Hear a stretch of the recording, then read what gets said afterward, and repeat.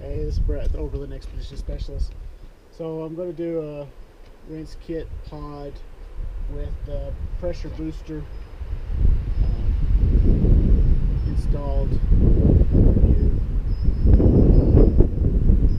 This pressure booster comes with a funnel.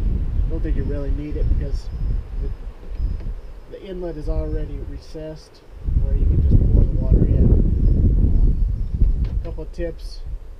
I'm going to about 3/4 because it seems like it builds pressure better than if you fill it all the way to the top.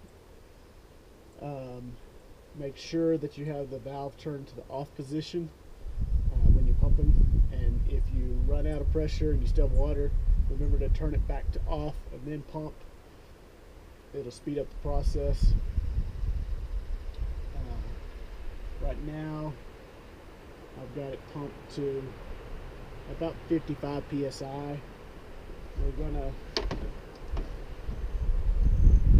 put the stopwatch on it, see how far it goes, how long it goes. Another thing I found was if you go wide open with your throttle on the handle, it'll speed it up how fast your water goes out and how quickly you lose pressure. So I'm gonna go about a mid-range, but I'm going to set it on the shower because that's what we'll be using most of the time. So I'll go ahead and I'll start my stopwatch. We'll turn the valve to on. Get pressurized. About half throttle there. It's a good steady stream. So I would guess that I have about a gallon and a half. I didn't measure, but it says it'll hold 1.75 gallons. So if I went 3/4 of that, I would guess about a gallon and a half.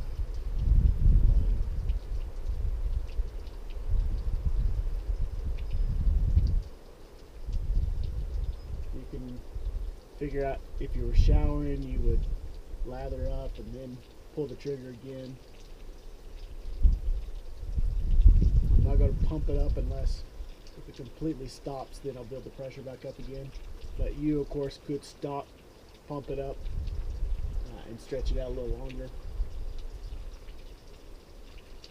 And if you use one of the other, like mist, or to me it seemed like the center one would give you a pretty good mid-range of pressure for shower, but not use all your water up.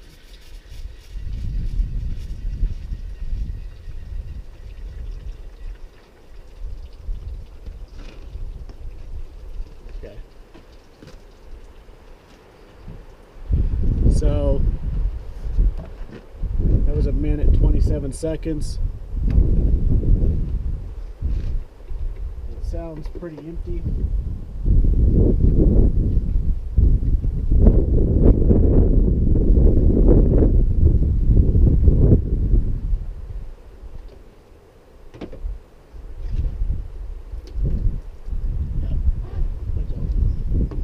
So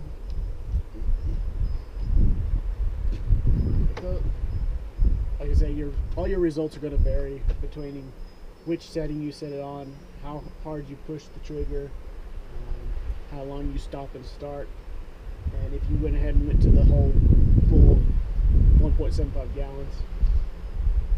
For us, it'll be good for emergency showers. We don't have a backup generator, so when the electric goes out, the well goes out, and that means no more pressure.